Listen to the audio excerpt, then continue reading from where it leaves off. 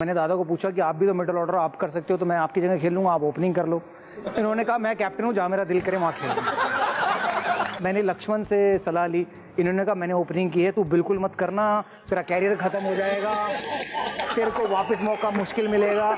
मेरे कप्तान सौरव गांगुली थे, उन्होंने पिक किया था मुझे 2000 दिसंबर जिम्बाब्वे के खिलाफ, तो और मौके भी बहुत दिए इन्होंने, तो 15-20 इनिंग तो हमारी कोई रन ही नहीं बने थे, तो उसके बावजूद भी बैक किया। तो I think credit goes to you only. कितना मौके अगर नहीं मिलते तो शायद इतने बड़े प्लेयर भी नहीं मिलते। मुझे ओपनिंग किसने कराई, वो भी सौरव गांगुली ने कराई, थैंक्स टू जहीर खान।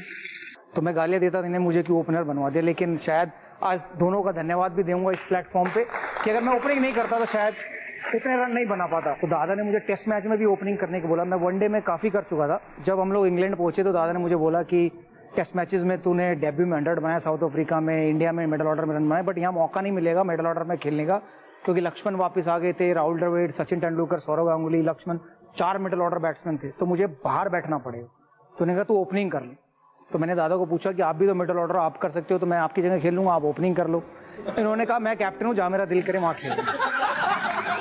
फिर मैंने कहा कि ऐसा नहीं कहा था। नहीं, एग्जैक्ट यही वर्ड थे। फिर मैंने कहा कि सचिन तेंदुलकर कराओ, उन्होंने भी तो बहुत सारी वो कर ली। कह रही अगर तू उससे बात कर ले वो मान जाएंगे तो मैं उनको करा दूंगा, तेरे को उनकी जगह खिला दूंगा। अब सचिन तेंदुलकर को कौन मनाए, तो वो भी नहीं हुआ। तो फाइनली मैंने लक्ष्मण से सलाह ली, इन्होंने कहा मैंने ओपनिंग की है, तू बिल्कुल मत करना, तेरा कैरियर खत्म हो जाएगा, तेरे को वापस मौका मुश्किल मिलेगा।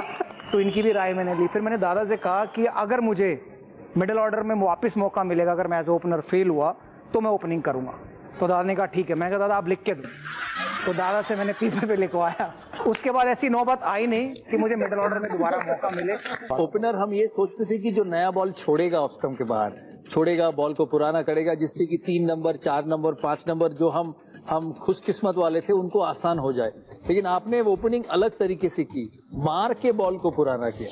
ये किस लिए दादा? क्योंकि जो मेरे बाद खेलने वाले खिलाड़ी थे वो राहुल द्रविड़, सचिन तेंदुलकर, सौरव गांगुली, वीएस लक्ष्मण, वो सब 200-200 बॉल पे 100 रन बनाते थे। तो अगर मैं भी वो करूंगा तो मुझे कोई नहीं पूछेगा, क्योंकि रन तो सब बनाते थे। तो अगर मैं भी सेम पैटर्न पे रन बनाऊंगा तो मेरे को शायद कोई नहीं पूछेगा, मेरा नाम कोई नहीं लेगा। तो मुझे लगा अगर मैं जल्दी रन बनाऊंगा तो शायद उन लोगों से पहले मेरा नाम लेगा। क्या सोच है? तो वो सोच अलग थी। उसमें मैंने बहुत बारी नुकसान भी झेला, पहली दूसरी बॉल पे आउट भी हूँ, बहुत सारी इनिंग खराब भी हुई हैं, लेकिन अगर मैं वैसा खेला तो शायद मेरे को नाम मिला। तो वो रीजन। बिल्कुल। लेकिन ये हमारे दर्शक को बताएं कि मुल्तान में जब ट्रिपल सेंचुरी लगा, 95 से शतक पे गए छक्का मार के, 195 से दूसरा शतक पे गए छक्का मार के, और 295 पे 300 पे गए छक्का मार के।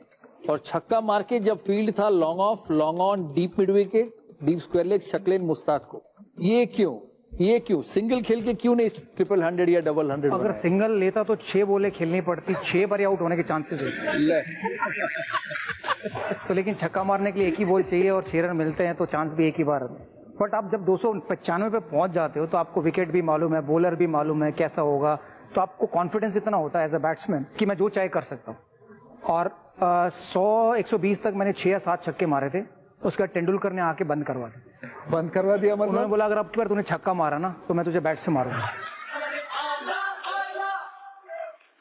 क्योंकि मैं उससे पहले हम लोग ऑस्ट्रेलिया गए थे, मेलबर्न में भी 195 पे छक्का मारते मैं था दूसरे 195 पे छक्का। और मैंने उनको जाके बोला था, सचमुच बोला था कि तू 195 पे खेल रहा है, वो साइमन कैटेज आपको एक फुल टॉस डाल ही देगा, उसको नीचे मार के 200 बना ले। सीधा उठा के मारा डीप मिड विकेट के हाथ में। मुझे अभी भी याद है। ये जब वापस आया ना ड्रेसिंग रूम में, तो इसने ये नहीं कहा कि मेरा 200 मिस हो गया, ये कह रहा मेरा छक्का मिस हो गया। बिल्कुल। तो इसकी सोच ही ऐसी थी। लोग कहते कि आपकी बल्लेबाजी में इतनी कॉन्फिडेंस थी कि आप सीटी भी बजाते थे, गाना भी गाते थे बैटिंग करने में। मैं हर मैच की इनिंग में गाने गाता था बैटिंग के टाइम पे। कई बार तो पाकिस्तानी विकेट कीपरों ने बहुत सारी फरमाइशें रखी है, किशोर कुमार, तो उनको भी एंटरटेन किया है। मतलब कौन थे? मोइन खान था जब 2000। कामरान अकमर। क्या कहता था वो कामरान? वो कहते किशोर कुमार का कोई पुराना अच्छा सा गाना सुना दे, क्योंकि मैं पाकिस्तान के खिलाफ 309, 201, 254, 175, 165, तो उसने मेरी सारी इनिंगें बड़े ध्यान से देखी हैं और बड़े गाना भी बड़े सुने। हर खिलाड़ी को ईडन गार्डन्स बहुत अच्छा लगता था। अजहरुद्दीन ऐसे खिलाड़ी थे जो ईडन गार्डन्स में कभी फेल नहीं हुए, और लक्ष्मण तो कभी फेल हुआ ही नहीं। आपका कितना शतक है ईडन गार्डन्स में? देखिए मुझे तो याद नहीं है, लेकिन जब भी मैं फर्स्ट क्लास क्रिकेट खेलता था ईडन गार्डन्स में कभी भी परफॉर्मेंस किया नहीं था। अच्छा। या बिल्कुल, लेकिन अंतर्राष्ट्रीय क्रिकेट जब भी ईडन गार्डन्स में मैंने खेला है, खासकर 1998 से, क्योंकि 1996 जब साउथ अफ्रीका के खिलाफ मैच खेला था उसमें परफॉर्मेंस नहीं होता, लेकिन 1998 से जब भी ईडन गार्डन्स में इंटरनेशनल मैच मैंने खेला है, अर्धशतक या शतक बनाए मैंने। ईडन गार्डन्स में अगर आपने, मेरे हिसाब से शायद इस सेंचुरी का सबसे बढ़िया, सबसे इम्पोर्टेंट टेस्ट नॉक, मैं ये कहूंगा इम्पोर्टेंट क्योंकि मैं समझता हूँ 2001 में वो भारतीय क्रिकेट का जो माइंडसेट है उस टेस्ट मैच से बदला था, और वहां पे एक समय ऐसे था कि भारत वो टेस्ट मैच हार ही चुका था, और डीवीएस लक्ष्मण और हरभजन सिंह के कंधों के ऊपर वो टेस्ट मैच भारत जीता, और उसके बाद भारत का टेस्ट क्रिकेट में जो कॉन्फिडेंस, जो बिलीफ, जो बड़े टीम को हरा सकते हैं, तो उसी टेस्ट मैच से शुरू हुआ। लोग जानते नहीं है कि आप जब ओवरनाइट चौथे दिन 200 पे खेल रहे थे, तब 200 बन चुका था, तो शाम को जाके दोनों ड्रिप्स पे थे, मैं और राहुल। बिल्कुल। ड्रिप्स में क्यों? क्योंकि इतना ऐसे बड़े बड़े शतक तो आप बहुत बनाए हैं, लेकिन उस मैच में ऐसा क्या था जिससे कि आपको ड्रिप लेना पड़ा? देखिए 2 कारण है। एक है हमारे कोच जॉन रेड, जो काफी नर्वस कैरेक्टर थे, और क्योंकि काफी गर्मी थी, मार्च का महीना था, ह्यूमिडिटी ज्यादा था, और दूसरी बात जो है राहुल के वजह से, क्योंकि राहुल वो टेस्ट मैच के पहले वायरल फीवर, और इसी वजह से काफी ज्यादा क्रैम्प्स राहुल को ज्यादा आ रहा था। इसी वजह से जॉन रेड ने बोला कि दोनों खिलाड़ियों को आप ड्रिप्स पिलाना है। और देखिए मुझे अभी भी याद है, एक बड़ा टेबल होता था ईडन गार्डन्स का वो जो ड्रेसिंग रूम में, और दोनों हम लोग वो टेबल के ऊपर लेटे हुए थे, और डॉक्टर्स आकर हमने ड्रिप्स पिलाया था। और दूसरी बात जो मुझे लगा कि जो आत्मविश्वास वो ड्रेसिंग रूम में बदल गया था, जो माहौल वो ड्रेसिंग रूम में बदल गया था, 4th डे लंच से लेके टी से लेके end of the days play, वो अनबिलीवेबल, कभी भी नहीं भूल सकता हूं मैं। बट मैं तो वो पूरा इनिंग्स बाहर से देखा हूं और टेंशन के साथ देखा हूं, और बिना शर्ट पहने देखा, और चौथे दिन एक विकेट भी नहीं गिरा भारत का, पूरा चौथे दिन। आपको कभी लगा था कि इतना फर्स्ट इनिंग्स में फॉलो ऑन मिला है, और हमको अगर हम ये टेस्ट मैच हार जाते तो सीरीज ही हार जाते ऑस्ट्रेलिया के सामने? आपको लगा था कि ये जो वो ऑस्ट्रेलियन टीम उस समय जो ग्लेन मगरा और गिलेस्पी और वॉर्न वो सारे थे, कभी आपको आउट कर सकते थे चौथे दिन? देखिए आप जब अंतर्राष्ट्रीय क्रिकेट खेलते हैं और वो भी दिग्गज गेंदबाजों के खिलाफ जब आप खेलते हैं, तो आप कॉम्प्लेसेंट नहीं हो सकते और आसानी से आप रन नहीं बना सकते। लेकिन आत्मविश्वास के साथ मैंने खेला है वो दिन, और वो जो साझेदारी राहुल के साथ, हम लोग एक ही बात कर रहे थे ओवर के बीच में हर एक सेशन में कि हमें अपने देश के लिए ये मैच बचाना है, और जितना ज्यादा हम खेलेंगे उतना ज्यादा मौका है ये मैच को बचाने के लिए।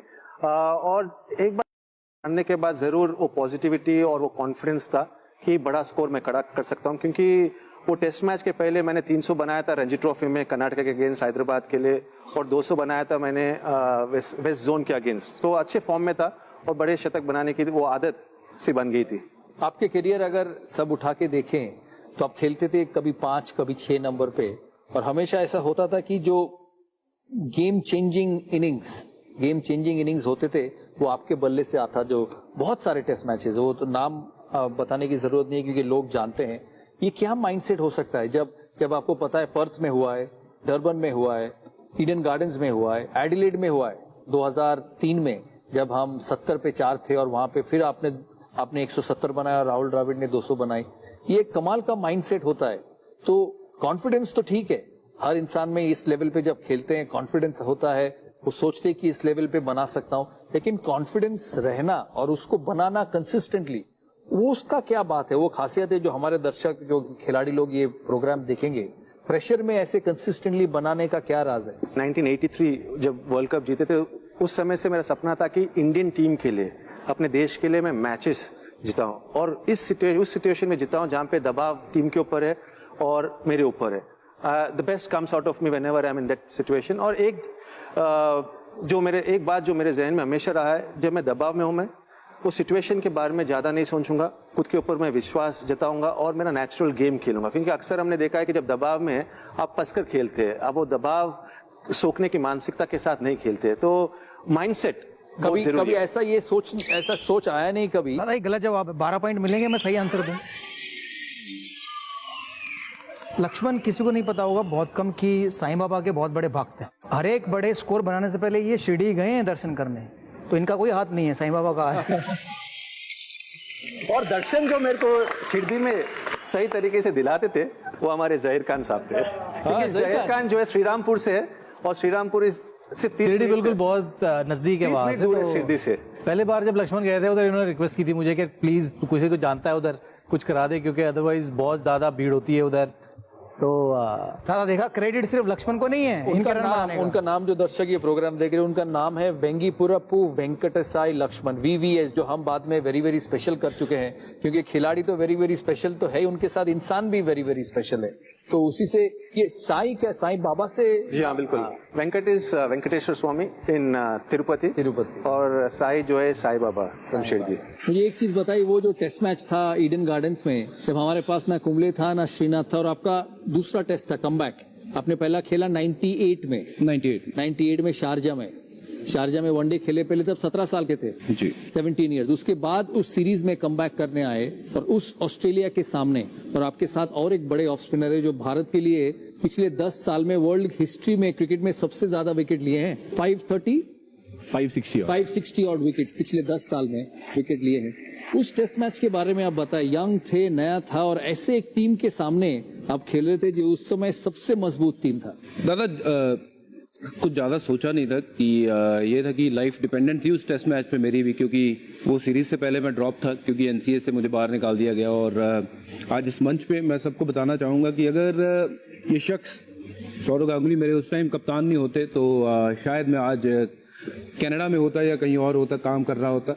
बाकी जैसे हमारे कई भाई बंधु गए हुए हैं वहां पे काम करने।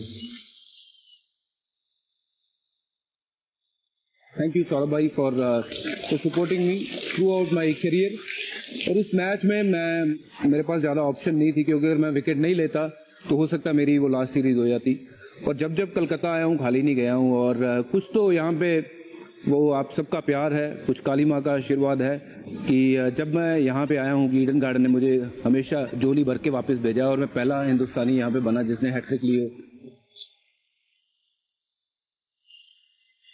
और वो मैच हालांकि वैसी सिचुएशन में थे, किसी ने सोचा नहीं था मैच जीतेंगे, जैसे VVS की वो ग्रेट नॉक जो कि मेरी देखी हुई अनबिलीवेबल नॉक थी वो, और राहुल की वो पार्टनरशिप दैट वाज अनबिलीवेबल। और उसके बाद last day just about going out there and giving your best, and मैं सिर्फ वही कोशिश कर रहा था कि एक जो मेरा जिम्मा है एज ए बॉलर मुझे दिया गया है, क्योंकि पहले इनिंग में मैंने कुछ 7 विकेट लिए थे और 5वें दिन की विकेट में थोड़ा बॉल स्पिन हो रहा था।